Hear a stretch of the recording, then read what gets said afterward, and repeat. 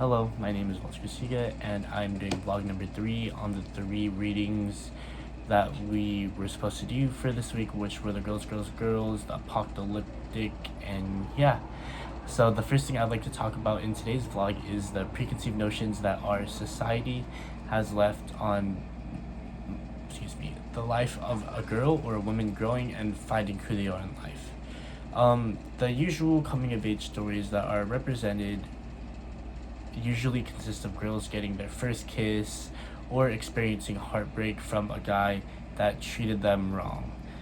Even those parts are true, but some parts of the show don't really have like a girl growing into their own, and not all the shows seem to be true about the experiences of women. However, there have been some groundbreaking shows such as Girls, where creator Lena Dunham has done a good job providing real life examples of what like women go through, such as sexuality, emotional stability, and humility. Like any show, even though they had great success, there were also critiques that came with that show. So one of the critiques that were stated about the show was it had more feel like it wasn't as natural as it should have been when it came to the storylines. It seemed more kind of forced, and but the biggest critique when it came to this show was the lack of diversity and ethnicity that wasn't really included in the show.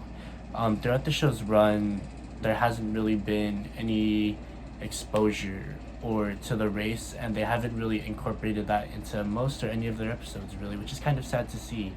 I think in today's media, especially TV shows and movies,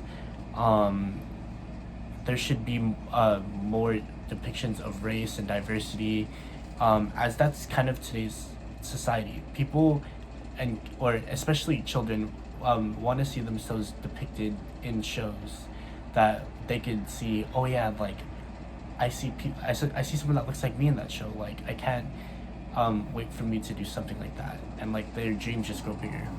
So today the media shows and does a good job about improving and showing experiences of growing womanhood in this country, but some shows such as Girl on HBO include not as much diversity, which we need to grow and further upon.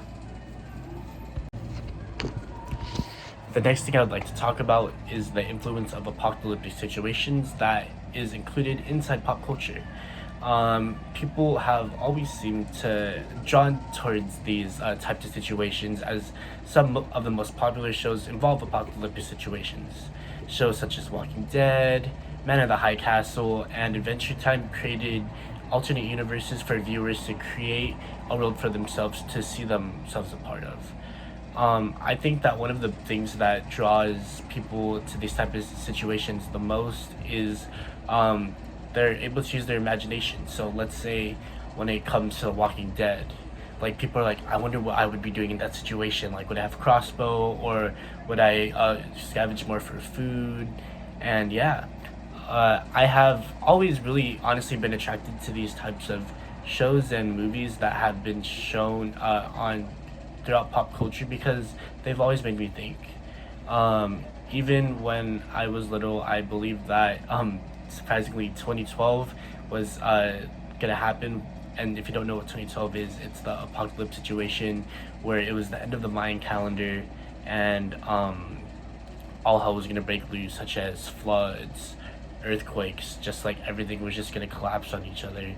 And I think these are the reasons why apocalyptic and dystopian futures make them so popular, because they're just situations that no one would really ever think of or just ever like see themselves a part of. But once you see it, and like once you get connected with it, you are more like, I want to get, like, I wonder what would happen. Like, it kind of not only creates imagination, but it might create some fear into people, because when it comes to dystopian like futures, honestly the worlds are endless, because you either have like time machine portals that could lead into like different types of futures, or like a big outbreak of a virus, even though it's happening right now. Like back then, there were shows that happened or had that. So, um, dystopian futures, I think, is one of the best, one of honestly the best genres in like film and TV, because it just gives people different points of view of what can happen in their lives.